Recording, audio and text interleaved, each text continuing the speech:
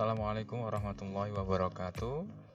Rekan-rekan yang saya banggakan, kita melanjutkan diskusi dengan tema kemahiran litigasi. Saat ini kita membahas tentang bagaimana strategi menyusun surat gugatan, ya, yang khususnya adalah gugatan perceraian.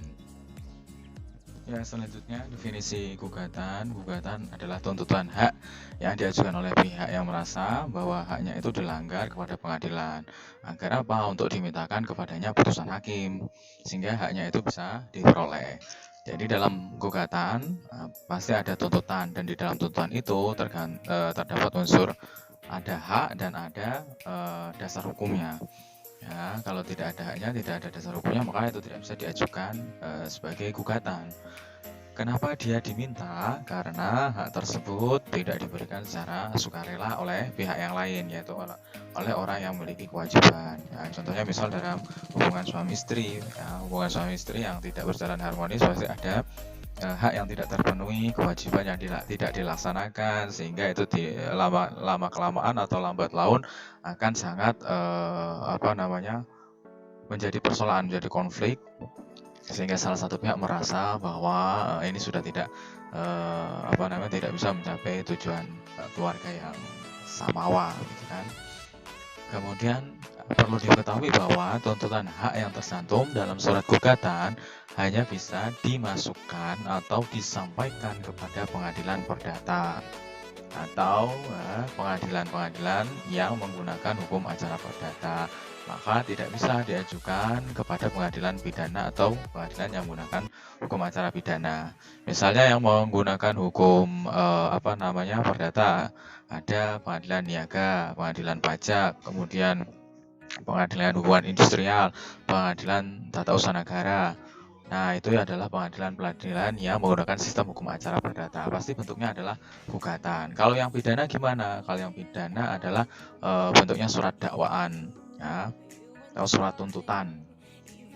Bukan surat gugatan, tapi surat dakwaan atau surat tuntutan. Jadi ada jaksa penuntut umum. Nah, ini biasanya digunakan dalam sistem hukum acara pidana. Di mana misalnya di peradilan umum, peradilan anak, peradilan korupsi, tidak pidana korupsi, peradilan HAM dan sebagainya, ya, peradilan militer yang menggunakan hukum acara pidana itu tidak bisa menggunakan gugatan. Selanjutnya, ini yang penting sekali dalam membuat suatu gugatan, harus ada unsur-unsur gugatan. Unsur gugatan di mana saja, ya, pasti ada identitas para pihak. Identitasnya harus dicantumkan, siapa, pekerjaannya apa, alamatnya di mana, umurnya berapa. Ya, khusus kalau dalam perceraian pasti ada bin atau bintinya.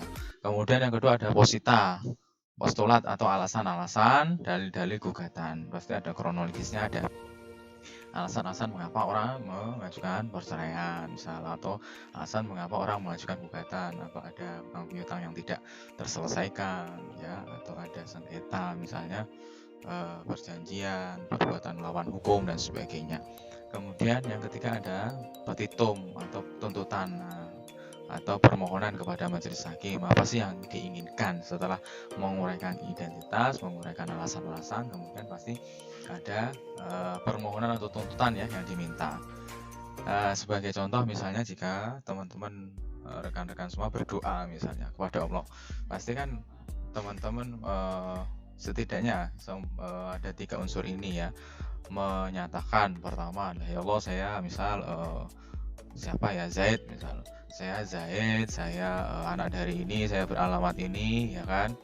Kemudian misal yang menjadi pokok perkaranya, yang menjadi dalil-dalilnya, nah, yang jadi duduk perkaranya apa, misal positanya apa, misalnya saya udah semester 7, atau saya sudah semester, kalau 7 mungkin masih belum krusial, ya, mungkin saya sudah semester 14 sudah di ujung tanduk, ya Allah, misal kemudian saya mengalami kesulitan dalam hal ekonomi, saya mengalami demotivasi, jadi nggak semangat membuat skripsi karena belum ada calon misalnya. Teman-teman lain udah ada motivasi tersendiri untuk cepat lulus, cepat menikah, saya belum misalnya. Nah, itu yang jadi pokok permasalahan, pokok perkaranya. Kemudian petitumnya atau permohonannya, ya, misalnya, ya Allah saya memohon kepadamu Zat yang Maha Agung, Zat yang Maha Welas Asih, Zat yang Maha mengabulkan segala permintaan, sehingga saya bisa misalnya diberikan kelancaran dalam ekonomi, usaha online saya laris manis misalnya. Kemudian ada wanita atau ada pria yang melirik, kemudian menjadi motivasi tersendiri sehingga saya bisa cepat lulus menyelesaikan skripsi saya, menyelesaikan studi saya, dan membanggakan orang tua. Nah ini kan suatu bentuk ya, misal dalam berdoa ya, ini juga setidaknya ada dalam unsur-unsur gugatan atau permohonan ya. Secara umum ada 3 ini juga sama antara gugatan dan permohonan. Ya, kemudian yang selanjutnya ya ini alasan atau tata cara mengajukan perceraian ada diatur dasar hukumnya ada di Undang-Undang Perkawinan, salah satunya nomor 1 tahun 74, Undang-Undang Perkawinan nomor 1 tahun 74, yaitu pasal 39 bahwa perceraian hanya dapat dilakukan di depan sidang pengadilan setelah pengadilan yang bersangkutan berusaha dan tidak berhasil mendamaikan kedua belah pihak. Nah, jadi harus ada prosedur atau tata cara melalui mediasi. Bahkan di setiap persidangan hakim harus menanyakan bagaimana masih mau dilanjut atau tidak gugatannya. Siapa tahu di luar kedua belah pihak sudah saling mengikhlaskan dan mau kembali rukun misalnya. Kalau sudah mau kembali rukun ya nggak masalah. Misal dicabut di tengah-tengah ya yang penting ada kesepakatan dan mau kembali untuk merukun kembali. Kemudian selanjutnya untuk melakukan perceraian harus ada cukup alasan bahwa antara suami istri itu tidak akan dapat rukun sebagai suami istri. Jadi ada alasan tertentu yang diatur dalam undang-undang. Nggak bisa teman-teman menyebutkan misal menuangkan hanya ketidakcocokan gitu. Nah, itu tidak menjadi alasan. Tetapi nanti di slide selanjutnya sudah ada beberapa alasan-alasan perceraian yang akan saya utarakan. Yang pertama, selanjutnya tata cara perceraian di depan sidang pengadilan diatur dalam peraturan perundangan tersebut ya. Ya, tata caranya sudah ada di ya, teman-teman ketika belajar hukum acara peradilan agama pasti ada prosedur-prosedur yang harus dilalui step by stepnya. Kemudian aturan hukum atau dasar hukum yang kedua ada pada PP nomor 9 tahun 75 tentang pelaksanaan Undang-Undang nomor 1 tahun 74 tentang perkawinan. Itu pasal 19. Nah, ini teman-teman bisa nanti misalnya dalam menuangkan surat gugatan salah satu atau mungkin beberapa alasan itu bisa menjadi dalil untuk mengajukan gugatan perceraian.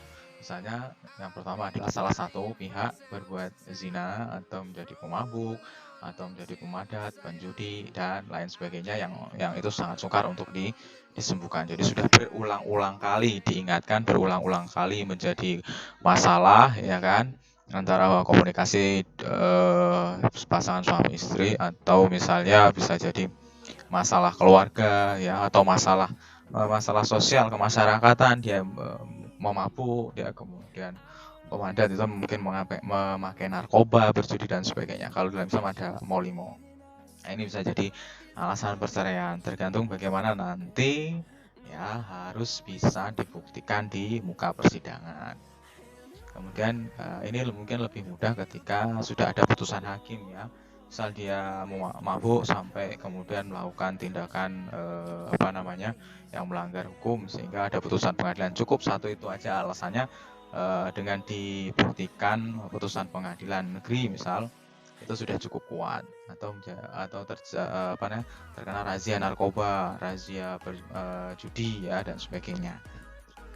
Kemudian yang alasan yang kedua B ya, salah satu pihak meninggalkan pihak lain selama 2 tahun berturut-turut tanpa izin pihak lain dan tanpa alasan yang sah atau karena hal lain di luar kemampuannya. Jadi sudah tidak ada kabar selama 2 tahun lamanya hilang di telan bumi. Nah, ini bisa menjadi alasan juga untuk mengajukan perceraian. Kemudian yang ketiga adalah salah satu pihak mendapatkan hukuman penjara selama 5 tahun atau hukuman yang lebih berat setelah perkawinan berlangsung. Ya, kalau misal di dalam penjara gimana Pak? Bisa mengajukan nggak? Bisa, misal tergugatnya masih ada dalam penjara dan menjalani hukuman, bisa mengajukan gugatan. Malah itu lebih lebih menguatkan hakim ya, ketika dia menjalani hukuman misalnya 5 tahun penjara. Sedangkan tergugat bisa hadir nggak Pak di persidangan untuk membela misalnya, atau mempertahankan. Kalau diizinkan oleh sipir ya, itu bisa. Atau ketika di dalam penjara, si tergugat menguasakan kepada orang lain, sehingga yang melakukan proses persidangan, jawab jinawab, pembuktian adalah kuasa hukumnya. Kemudian salah satu pihak melakukan kekejaman atau penganiayaan berat yang membahayakan pihak lain, ya memukul misal, kemudian membanting, ya terjadi smackdown misal dalam rumah tangga. Ya biasanya hakim menanyakan kepada saksi, benar nggak kamu mendengar, melihat, atau mengetahui langsung bahwa terjadi penganiayaan misal. Ya Pak, apa buktinya? Melihat langsung? Enggak Pak, kan bertengkarnya di dalam kamar misalnya. Nah, makanya ketika saksi ditanya, saksi harus menguatkan, misal setelah kejadian langsung, atau setelah beberapa saat sang penggugat menemui saya sebagai orang tua dan masih ada bekas lebam di wajahnya atau di tangannya atau di kakinya, atau sudah difoto oleh penggugat bahwa dia pernah dicakar, dicambak atau apa, masih ada bekas-bekas foto, masih ada habis kejadian langsung ada bekasnya kemudian difoto ya. Yang paling kuat adalah mungkin ada bukti visum ya, ada bukti visum itu bisa menguatkan hakim ketika terjadi penganiayaan. Ya, bisa kalau sekarang sudah ada undang-undang kekerasan dalam rumah tangga, penganiayaan itu tidak hanya lagi fisik tapi juga psikis atau verbal. Psikis ya apa saja yang membuat dia jadi tidak nyaman, misal diancam dengan senjata tajam, itu kan tidak melukai tapi hanya ancaman, tapi dia ketakutan. Kemudian ada misal dari verbal, verbal itu ya memaki, menghujat, menjelek-jelekan, mengata-ngatai, berkata kotor dan sebagainya. Nah, itu bisa menjadi alasan perceraian. Kemudian salah satu pihak mendapatkan cacat badan atau penyakit dan akibatnya tidak bisa menjalankan kewajibannya sebagai suami istri. Misal penyakit apa? Misal penyakit kusta ya yang sering sulit sekali disembuhkan. Gatal-gatal sampai ya takutnya menyebar dalam satu rumah tangga. Atau misal istilahnya itu ya mandul dan sebagainya. Tidak bisa menjalankan atau mungkin dia gila yang tidak sembuh-sembuh ya, idiot dan sebagainya, yang mengkhawatirkan misal dia gila, mengkhawatirkan kalau ketika marah sampai lepas kontrol dan sebagainya gitu ya. Kemudian yang huruf F dalam PP tersebut, antara suami istri terus-menerus terjadi perselisihan dan pertengkaran, sehingga tidak ada harapan untuk hidup rukun lagi dalam rumah tangga. Pertengkaran terus-menerus ini pasal yang istilahnya tong sampah ya. Ya, terjadi pertengkaran, pokoknya kalau apa aja pertengkarannya bisa dimasukkan ke situ. Misal dia berbuat zina, mabuk, mada, judi, kemudian dipenjara, meninggalkan. Paling gampang yang sering dipakai adalah pasal 19 huruf F ya, yaitu terjadi pertengkaran secara terus-menerus. Kemudian selanjutnya dalam kompilasi hukum Islam, ini kepotong ya. Ada pasal 116 ya, sama ya. Alasannya sama, cuma ada tambahan, misalnya melanggar sigot tali talak, kemudian ini sebenarnya sampai ABCDFG H ya, ini C-nya ada di sini nyempil. Ada tambahannya di suami melanggar sigot tali talak atau ada murtad ya. Sigot tali talak itu ya bisa diucapkan oleh seorang laki-laki ya, dituangkan ditandatangani dalam buku akta nikah yang terakhir ya. Setelah akad nikah ya, ijab kabul, kemudian laki-laki berjanji bahwa dia akan mempergauli istri yang bernama siapa, dengan muasyarah bil ma'ruf ya, dengan pergaulan yang baik sesuai dengan ajaran Islam. Kemudian dia mengucapkan sihot taklik, ya, menggantungkan talak apabila ya misalnya dia meninggalkan istri selama 2 tahun berturut-turut, kemudian tidak memberikan nafkah wajib kepadanya selama 3 bulan, menyakiti badan jasmani istrinya, ya, atau membiarkan tidak membolehkan istri selama 6 bulan atau lebih. Nah, ini sebenarnya ada ada 3 alasan di situ. Yang pertama adalah meninggalkan istri selama 2 tahun berturut-turut, kemudian tidak memberikan nafkah wajib selama 3 bulan lamanya, kemudian menyakiti badan atau jasmani, baik rohani maupun jasmani, atau membiarkan, ya, udah nggak memperdulikan lagi selama 6 bulan. Ya, minimal mungkin ketika alasan perceraian biasanya ada di puncaknya ini, kita melihat sudah berapa bulan tidak memberikan nafkah atau tidak ada hubungan, misalnya sama sekali tidak ada kontak antara suami istri, minimal ya antara 3 bulan sampai 6 bulan. Nah, jika sang istri tidak ridho, maka dia bisa mengajukan tuntutan gugatan kepada pengadilan agama, kemudian sang istri membayar iwat sebanyak Rp10.000 sebagai pengganti. Kemudian iwat itu didistribusikan kepada Badan Amil Zakat Nasional, ya, tidak diambil sendiri oleh lembaga peradilan, tapi didistribusikan kepada Badan Amil Zakat Nasional untuk keperluan ibadah sosial. Nah, kemudian tadi ada juga alasan yang terakhir, yaitu murtad, ya, murtadnya seseorang itu bisa menjadi alasan dalam rumah tangga. Nah, murtad ini harus dibuktikan dengan salah satunya adalah KTP, ya, paling mudah adalah KTP. Dilihat apakah dia, kalau KTP-nya masih Islam, ya hakim dalam sidang perdata merujuk pada bukti formil, ya. Pernah ada kejadian yang pemohonnya laki-laki itu murtad, jadi dia minta untuk pernikahannya fasah, batal, ya. Secara hukum langsung kalau murtad itu kan putus, ya. Tetapi nggak mau hadir dari sidang pertama sampai terakhir, dan itu diwakilkan oleh kuasa hukum. Namun dalam pembuktiannya, karena tidak ada bukti formil dari KTP misalnya bahwa dia sudah pindah agama kembali ke Nasrani, kemudian dalam di saksi-saksi pun, baik di saksi pemohon atau saksi termohon, suami dan istri, saksi-saksinya tidak ada yang bisa melihat dengan jelas apakah dia itu pergi ke ke masjid atau ke wihara, tidak pernah dilihat sama sekali. Makanya hakim akhirnya malah gugatannya ditolak, ya, gugatan ditolak. Nah, itu beberapa alasan-alasan yang ada dalam perceraian. Kemudian kita masuk kepada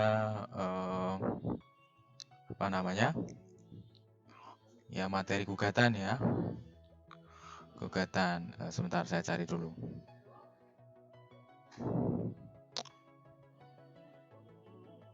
Nah, ini teman-teman kemarin sudah membuat tugas tentang surat gugatan, ya, dari HKIB ini kayaknya, kalau nggak salah HKIB sudah membuat tugas tentang surat gugatan perceraian.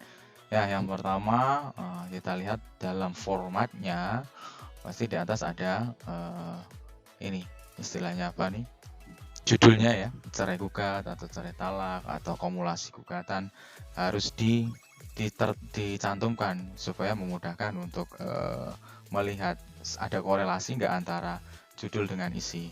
Jangan sampai isinya surat gugatan tapi judulnya permohonan penetapan ahli waris. Nah, ini fatal, ya. Nanti pasti hakim meminta untuk diralat surat gugatannya sebelum ada jawaban. Kemudian tanggal, ada di sini diterangkan tanggal 10 September 2021. Nah, teman-teman kemarin sebenarnya saya lihat tugasnya sudah membuat surat kuasa, ya. Ini sudah ada surat kuasa. Namun ketika membuat surat gugatan justru malah tidak menggunakan kuasa hukum. Nah, berarti kuasa hukumnya nggak kerja dong. Sudah ada surat kuasa tapi nggak menggunakan format yang ada kuasa hukumnya. Nah, tapi kita bahas ini dulu lah ya. Tanggal 10 September 2021. Ya, sebenarnya ini nggak ada masalah ya. Cuma kok kayaknya cepat sekali setelah membuat surat kuasa tanggal berapa nih? Tanggal 10 September 2021 langsung dia membuat surat gugatan. Biasanya selang sehari atau beberapa hari, tapi nggak apa-apa sih. Yang penting itu surat kuasa, surat gugatan itu sebelum masuk ke pengadilan. Kemudian nah ini ada yang terhormat Ketua Pengadilan Agama.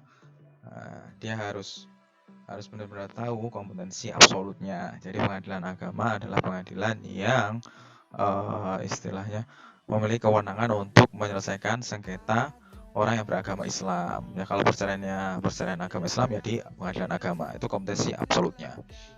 Kalau Nasrani, Hindu dan Buddha misalnya atau sebagainya di luar bukan Muslim, maka itu dilakukan di pengadilan negeri. Nah, kemudian ada kompetensi relatifnya di Kudus. Berarti ketika di Kudus harus penggugatnya atau dari pihak istrinya ya ada di sekarang bertempat tinggal di Kudus ya. Nggak boleh di Semarang. Ini sudah sinkron ya. Alamatnya di mana, alamat pengadilannya di mana.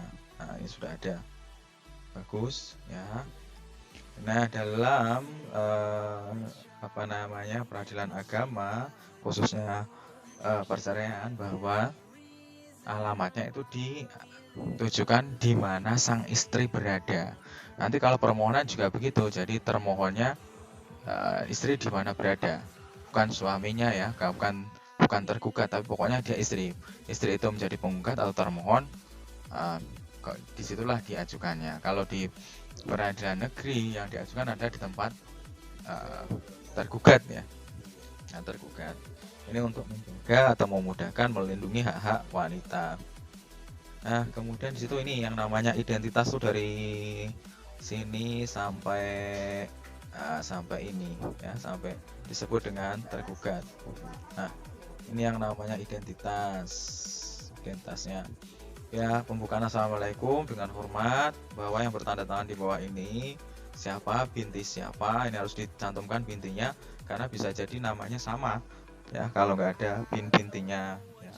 Makanya biasanya kalau Pak biasanya namanya ini antara KTP dan buku nikah tidak sama Pak, bagaimana? Maka harus diubah salah satu yang memudahkan. Kalau dulu ada perubahan identitas ya, tapi itu harus sidang. Makanya untuk menyingkatnya kita memohon kepada ketua KUA aja lah untuk meminta di renvoy ya, atau diganti, diberi catatan di belakang atau dicoret kemudian dikasih mana yang benar. Kalau dulu kan ada yang Parlan pakai A, ada yang Parlin atau pakai Y gitu ya. Mana yang benar, salah satu huruf aja nanti khawatirnya misal buku akte cerainya nggak sama dengan KTP. Nah, itu berbahaya kalau membuat paspor dan sebagainya. Kemudian dicantumkan NIK. Ini yang sekarang ya, dari Dukcapil meminta untuk mencantumkan NIK. Biasanya dulu belum. Kemudian ada tempat tanggal lahirnya, Murniati ini di mana tanggal lahirnya, umurnya berapa, agama apa, pendidikannya apa, pekerjaannya apa, tempat tinggalnya di mana, kemudian disebut sebagai penggugat. Ini identitas dari penggugat. Kemudian dengan ini mengajukan gugatan cerai ya, namanya gugatan cerai kalau dari istri. Kepada siapa? Kepada Sobirin bin Soleh. Nah, sama seperti di atas. Nah, nama, NIK, tempat tanggal lahir, pendidikan, agama ya harus dicantumkan. Pekerjaannya ini nggak boleh pekerjaan ditulis swasta begitu aja, nggak boleh, harus jelas. Kalau Grab ya tulis saja dia bekerja sebagai driver Grab misal, atau dia sebagai buruh apa, bisa pengantar roti dan sebagainya, ditulis lengkap pekerjaannya itu. Kemudian ada banyak menjadi dasar hukum atau dalil ini yang disebut dengan posita ya. Ada banyak sekali ini positanya. Tata caranya harus runtut. Mulai ketika menulis itu adalah mulai dia menikah ya, penggugat menikah pada tanggal berapa, terserah di kantor urusan mana, kemudian ada kutipan akta nikahnya. Nah, ini bagus, sudah lengkap. Nah, bagaimana kalau buku nikahnya hilang atau dibawa tergugat, nggak dikembaliin? Bagaimana caranya? Ya teman-teman bisa meminta ke KUA untuk mengambil duplikat ya. Nah, untuk mengambil duplikat, kemudian nanti ditulis di situ. Dan sesuai dengan duplikat kutipan akta nikah, nomornya sekian sekian sekian, tanggal berapa. Nah, itu harus ditulis dengan duplikatnya. Kalau duplikatnya sudah pernah punya duplikatnya hilang, gimana? Minta lagi, nanti dikeluarkan surat keterangan.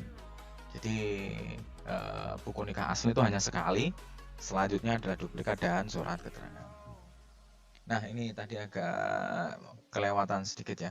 Kalau misal si tergugatnya atau suaminya itu tidak diketahui, misal udah lama 2 tahun, maka harus ditulis dengan tempat tinggal awal di mana, kemudian sekarang tidak diketahui alamat dan keberadaannya di seluruh wilayah Republik Indonesia. Nah, ditulis itu. Jadi minta surat keterangan dari kelurahan, dari RT RW kelurahan bahwa dulu dia memang berada di situ, ya, tetapi sekarang sudah tidak pernah ada di situ dan hilang, ya. Makanya ini kemudian nanti persidangan akan ditunda dulu, diumumkan di media massa, termasuk dalam papan pengumuman pengadilan agama sekitar 3-4 bulan. Prosedurnya harus seperti itu. Kemudian lanjut, nah nih, bahwa setelah menikah tinggal dan hidup bersama di mana, ya. Kalau biasanya pakai meminta di mana dan terakhir di mana, ya, karena bisa aja pindah-pindah, setahun di Jakarta, di Bali dan sebagainya. Maka harus ada tempat tinggal terakhir ya, karena itu menjadi keterangan ketika masih tinggal bersama kemudian udah pisah, nanti dilihat sudah berapa tahun lamanya pisahnya. Nah, itu menjadi pertimbangan hakim bahwa semula keadaan rumah tangga hidup rukun harmonis ya, selama udah lama 14 tahun hanya memiliki 1 orang anak ya. Dijelaskan biasanya di sini ditambahkan usianya berapa ya. Nah, sejak bulan kemudian mulai ada menikah tanggal berapa tadi? 2007, kemudian mulai bulan Maret 2018 terjadi perselisihan dan pertengkaran terus-menerus, sehingga penggugat ya macam-macam di sini, sehingga penggugat misal sudah tidak merasakan ketenangan lagi misalnya. Ya, kemudian diuraikan. Adapun sebab-sebab perceraian ini diajukan adalah sebagai berikut: 1, 2, 3. Nah, cukup 3 aja nggak apa-apa. Sering ya, kalau pertengkaran terus-menerus ini penting untuk mencantumkan kata-kata sering. Jadi tidak hanya sekali. Sering melakukan apa? Sering memukul, sering menghujat, sering memaki, sering pulang malam, sering judi, sering apa macam-macam. Sering mengucapkan kata talak, misalnya kalau lagi berantem. Tidak tanggung jawab misalnya. Ketika dikirimi uang malah orangnya dipakai hura-hura, uangnya dipakai jajan sembarangan misalnya. Nah, itu menjadi faktor alasan-alasan gugatan perceraian. Kemudian puncaknya ada bulan Mei tahun 2020. Jadi ada berapa tahun? Sekitar mulai awal 2018, 2 tahun ya. 2018 ke 2020 terjadi perselisihan terus-menerus. Nah, sudah tidak tahan lagi, akhirnya tergugatnya pergi pulang ke rumah orang. Sudah tinggal satu rumah, pulang ya. Pulang ke rumah orang tuanya si tergugat tersebut, sehingga mereka sudah pisah sejak tahun ini ya, bulan Mei tahun 2020. Dia tidak lagi satu rumah ya, terhitung sudah selama 1 tahun atau 1 tahun 4 bulan ya. Terus kemudian dia meminta ya, karena ini berarti harusnya ditulis di sini, di atasnya ditulis karena termasuk hak asuh anak, jadi cerai gugat dan handonah misalnya ya. Alasan handonah harus diterangkan lengkap ya, meminta agar penggugat menyerahkan anak tersebut kepada penggugat. Berarti mungkin ya, biasanya kalau minta hak asuh karena anaknya diambil misalnya, dibawa oleh penggugat. Oleh karena itu harus diuraikan juga alasan-alasan kenapa dia meminta anak. Karena kalau nggak, biasanya hakim menolak. Kalau nggak ada masalah ya nggak usah mau minta hak asuh anak, karena anak itu bukan bukan barang sengketa. Biarlah kalian mengurus kedua-duanya secara bergantian atau bersamaan. Tidak ada mantan anak ya. Misalnya ini ya, harus diuraikan bahwa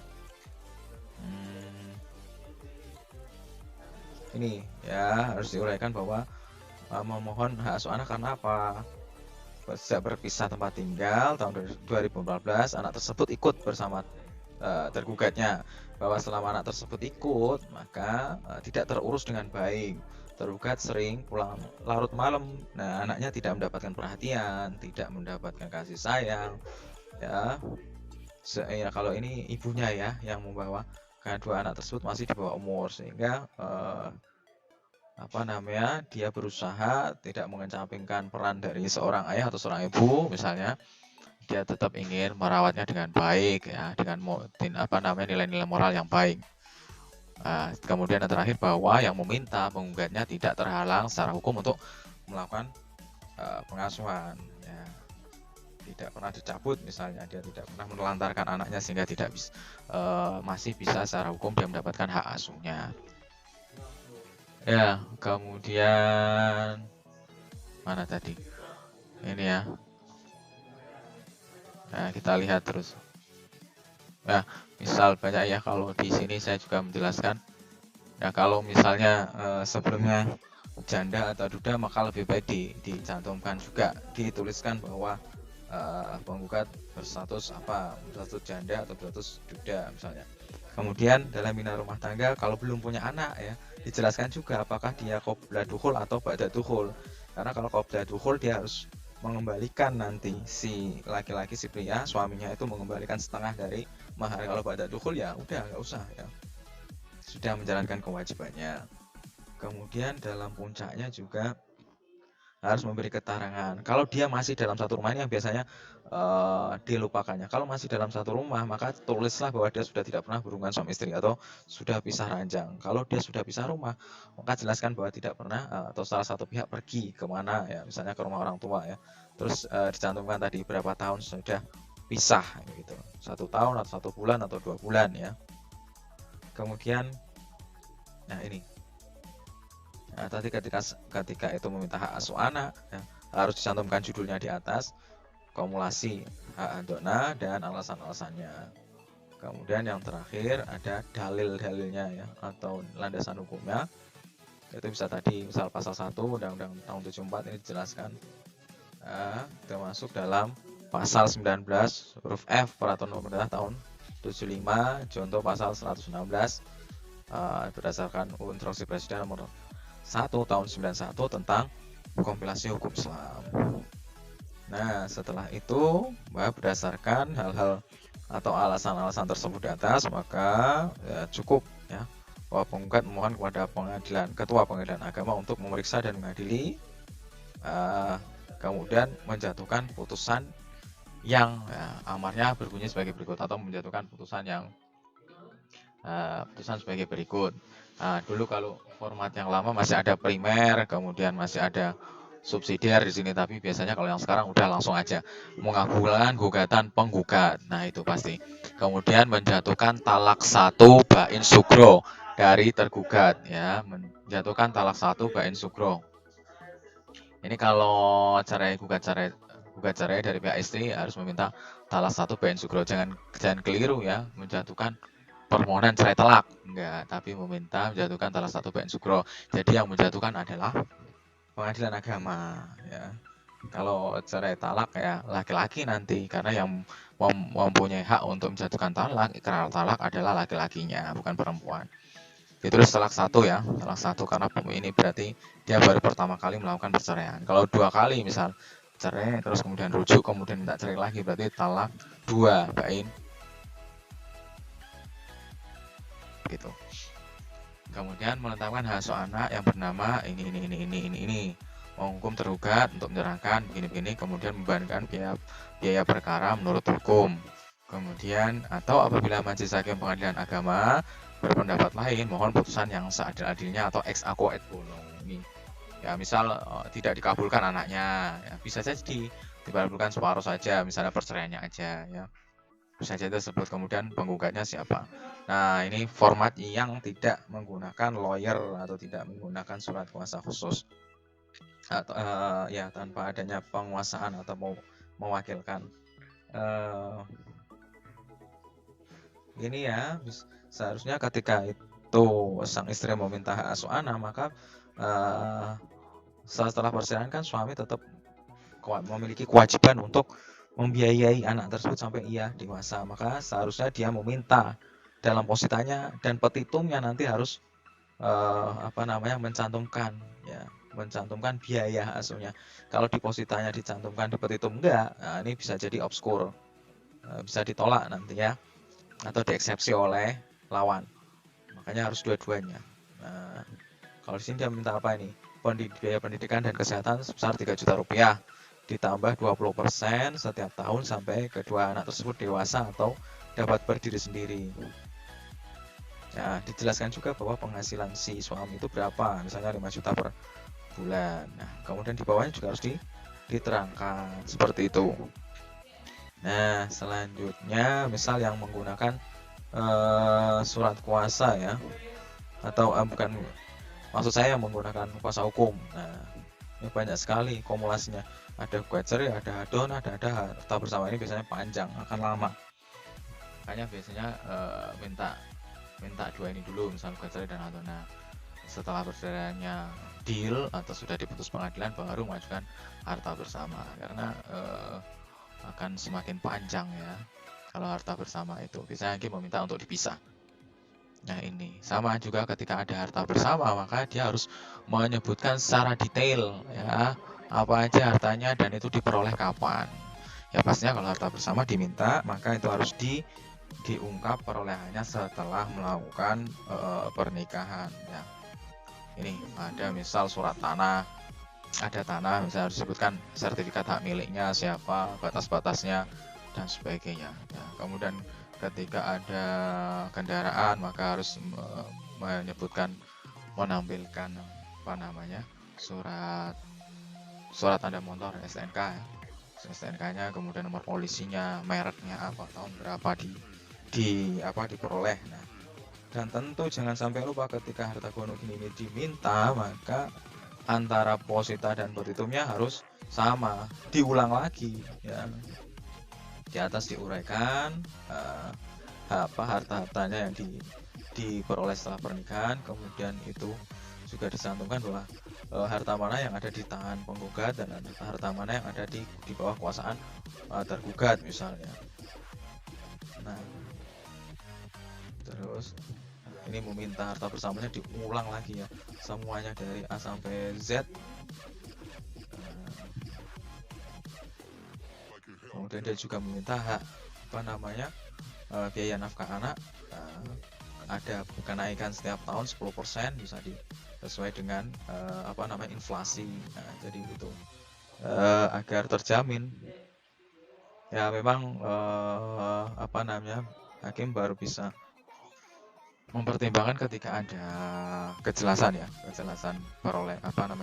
pendapatan suami itu per bulan berapa misalnya. Nah, itu harus dicantumkan, kalau enggak ya akan sulit untuk mengabulkan berapa nominal setiap bulannya yang harus diberikan dari seorang suami kepada istri. Ada anak-anak ya, ada anak-anak melalui istrinya. Nah, ini kan mengabulkan gugatan seluruhnya menjatuhkan salah satu.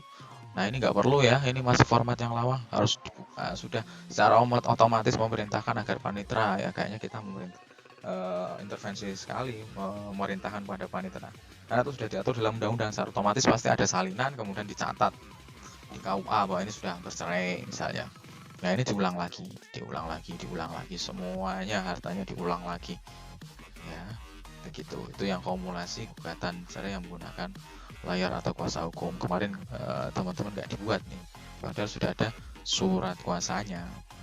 Jadi lawyernya nggak kerja, berarti cuma tanda tangan kuasa, dapat bayaran, kemudian yang bikin dari penggugatnya sendiri yang bikin surat gugatan.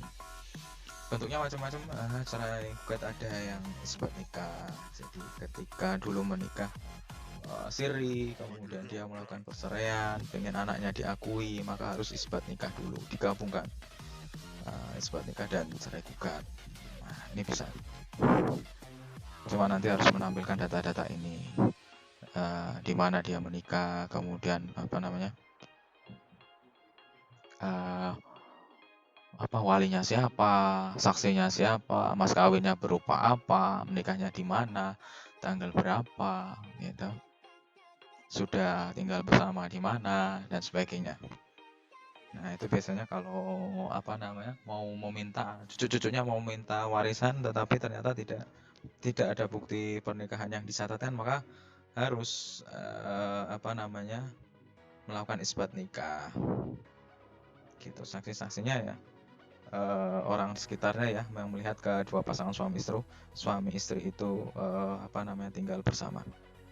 Terus bentuk-bentuk yang lain. Ya, kemudian selanjutnya ini contoh yang misalnya salah satu pihak atau suaminya gaib ya, hilang, dan kemudian dia melakukan pelanggaran sighot talik talak ya. Sama formatnya di awal sama, menjelaskan identitas, kemudian dasar pokok perkaranya, kapan dia menikah, tinggal di mana, pada awalnya, kemudian dikaruniai oleh orang anak ya.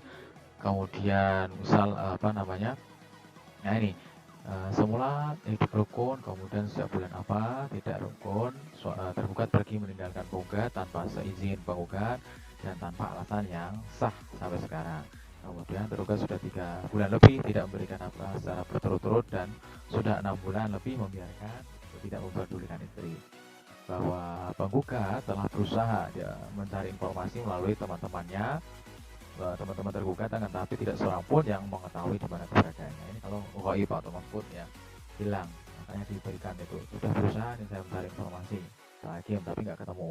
Bahwa pihak keluarga telah berusaha memberi nasihat, ini juga penting ya. Biasanya kalau seringnya saya di Pengadilan Agama Semarang harus ada konsep seperti ini. Jadi sudah ada pihak keluarga yang berusaha mendamaikan, yang memberikan nasihat ya. Baik di surat gugatan lain juga seperti itu ya, tercantumkan poin ini, poin 6 misalnya, bahwa dalam sikok atau perceraian pertengkaran terus menerus juga harus ditampilkan. Pihak keluarga telah berusaha memberikan nasihat kepada penggugat namun tidak berhasil karena ya ini penggugat atau tergugat bersikukuh ya, tidak mau rukun kembali. Bahwa sikap tergugat seperti itu termasuk pelanggaran tadi yang meninggalkan 3 bulan tidak memberikan nafkah, kemudian sudah mendiamkan ya, tidak mengurusi lagi istrinya, tidak boleh selama 6 bulan, termasuk dalam pelanggaran sighot talik talak angka 2 dan 4. Jadi tadi ada keliruan sedikit ya, sighot talik talak antara angka 1, 2, 3, dan 4 ya. Angka 2 dan 4 yang pernah diucapkan sebagaimana tersebut dalam buku Kutipan Akta Nikah nomor sekian-sekian. Kalau duplikat ya duplikat. Bahwa kemudian penggugat atau istri tidak rela ya, atas sikap tergugat meninggalkan selama itu dan bersedia memenuhi klausa talik talak dengan membayar uang kuat ya, sudah sesuai dengan pasal ini dasarnya ya. Penggugat mengajukan perceraian karena berdasarkan ada aturan hukum pasal 116 huruf G Pembebasan Hukum Islam tahun 91. Penggugat memohon untuk Ketua Pengadilan Agama mengabulkan gugatan penggugat, menyatakan syarat talik talak telah terpenuhi. Nah ini juga klausul ini harus ada ya, menjatuhkan atau dalam petitumnya harus ditampilkan menjatuhkan talak 1 khul'i dari tergugat terhadap penggugat ya, talak salah satu ya. Jadi semua di pengadilan dijatuhkan pada talak 1. Meskipun udah 1000 kali bilang saya talak kamu, saya talak kamu, saya talak kamu misalnya, laki-laki dalam rumah tangga tetap dijatuhkan talak 1. Talak 1 minta talak 1 bayan sugro, talak 1 khul'i, talak 1 jatuhkan talak 1 gitu aja kalau dari laki-laki. Kemudian membayar iwat 10.000, membebankan biaya perkara menurut hukum. Kemudian kalau ada pertimbangan lain dari hakim, maka mohon putusan yang seadil-adilnya. Nah ini salah satu contoh pelanggaran sighot talik talak ya. Itu ya beberapa ulasan yang dapat saya sampaikan. Ya, selanjutnya dalam pembahasan permohonan cerai talak atau yang diajukan oleh laki-laki, sama, tinggal diganti aja ya halnya. Jadi halnya adalah permohonan. Loh, Pak, ini kan ada lawannya dari pihak istri, belum tentu istri sepakat misalnya. Kok namanya permohonan? Ya nggak apa-apa karena memang ini kekhususan dalam perkara perceraian di pengadilan agama, meskipun dia itu sifatnya kontensius atau ada sengketa, tetapi formatnya modelnya seolah-olah seperti volunteer atau permohonan permohonan istilahnya, permohonan hak asuh, permohonan pembagian penetapan ahli waris dan sebagainya, ya. Seperti itu. Kemudian disampaikan sama sesuai dengan di mana istri itu berada. Apabila dia di pengadilan agama wilayahnya yurisdiksinya di Kudus, ya di Kudus ya. Kemudian selanjutnya disebut sebagai pemohon. Nah, ini yang formatnya tanpa ada kuasa hukum ya. Kalau ada menggunakan kuasa hukum ya disebutkan, misalnya seperti ini ya. Nama disebutkan dulu identitas dari siapa yang mendapat atau menerima kuasa, misalnya saya, tempat tanggal lahir, NIK, nomor induk KTP, kemudian NIA, nomor induk anggota advokat ya, kemudian agama, kewarganegaraan ya, alamatnya di mana, alamat kantornya di mana, berdasarkan surat kuasa khusus tanggal berapa, bertindak dan untuk ya, ini jangan sampai lupa bertindak untuk atas nama apakah dia jadi penggugat atau pemohon ya. Soalnya kalau ini penggugat berarti istri, kalau pemohon jadi suami. Nah, ini dengan ini hendak mengajukan apa? Misalnya gugatan cerai atau permohonan cerai talak. Nah, itu. Ya, kemudian nanti yang di bawah yang bertanda tangan cukup saya, karena saya yang udah mendapatkan surat kuasa tadi berdasarkan surat kuasa khusus tadi. Ya, kalau ini bisa satu saja ya, nggak perlu pemberi kuasanya, cukup penerima kuasanya. Kemudian ini tugas dari mahasiswa, saya lanjutkan lagi. Ya kan, dengan ini mengajukan permohonan cerai talak terhadap siapa yang disebutkan identitas pemohon dan termohonnya sama, adapun formatnya sistematikanya sama, kapan dia menikah, kemudian di mana dicatatkan, kemudian pertama tinggal di mana, terakhir tinggal di mana ya, kemudian sudah punya anak atau belum, kemudian dijelaskan juga duduk perkaranya, penyebab-penyebabnya, misalnya kalau ini istri yang ada idaman lain ya, ada perselingkuhan, kemudian ya diketahui terpergok ada foto, ada chattingan, ada rekaman suara misal, kemudian tetap termohon selalu mengelak dan marah-marah, akhirnya misal si pemohonnya mengetahui langsung dipergoki, misalnya ketika ada kata-kata mesra, atau bahkan ketika misalnya lagi berdua-duaan di mana ya, mungkin seperti itu. Nah, itu kemudian dijelaskan juga puncaknya kapan ya, masih dalam satu rumah atau sudah besar rumah, kemudian sudah ada usaha dari pihak keluarga untuk mendamaikan tapi tidak bisa ya. Kemudian juga dijelaskan dasar hukumnya ya, ada peraturan PP pemerintah atau undang-undang perkawinan atau kompilasi hukum Islam, bisa dijelaskan di situ, contoh ya. Kemudian ini dihilangkan saja seperti yang saya sampaikan, bahwa memerintahkan panitera ini dihilangkan saja, nggak usah, tidak perlu, karena sudah secara otomatis demikian. Kemudian ada sanggup, menyatakan bahwa pemohon sanggup membayar biaya perkara. Nah, ini yang salah ya, seperti yang saya sampaikan tadi, harusnya ketika ketika suami, ketika suami itu memohon, maka di sini bukan menjatuhkan talak bain sugro ya, tapi yang benar adalah ini santai ya, menjatuhkan talak satu roj'i. Nih, kalau suami yang minta, maka dia menjatuhkan talak satu roj'i. Talak satu roj'i berarti dia masih bisa rujuk kembali itu. Nah, itu ya. Kalau rujuk berarti dia ketika dia masih dalam masa iddah, suami bisa rujuk kembali. Kalau di dalam masa iddah itu tidak rujuk, maka dia harus ada akad nikah baru ya. Kalau nanti rukun kembali terus berantem lagi, mengajukan lagi ke pengadilan, maka adalah talak, mohon menjatuhkan talak 2 roj'i ya. Kalau kemudian yang terakhir adalah menjatuhkan talak 3 ya. Talak 3 ya udah tidak bisa rujuk kembali, berarti talak 3 bain kubro gitu ya. Nah, itu talak 3 bain kubro, bukan talak 3 roj'i, karena talak roj'i kan 1-2. Nah, itu kemudian saya rasa sudah cukup jelas ya untuk gugatan dan permohonan ya, kalau ada kekurangan bisa teman-teman kritisi. Kalau saya mungkin ada kesalahan dalam menyampaikan atau kekhilafan, kita sambung dalam pertemuan-pertemuan di luar. Ya, itu tadi rekan-rekan yang dapat saya sampaikan. Semoga bermanfaat dan saya harapkan teman-teman menyimak ya dengan seksama. Mungkin ada beberapa kendala di sound ya. Ya, tapi tidak saya rasa masih bisa didengarkan. Jadi kita lanjut dengan diskusi-diskusi yang bisa memperdalam tentang pembahasan kali ini. Sekian dari saya. Wassalamualaikum warahmatullahi wabarakatuh.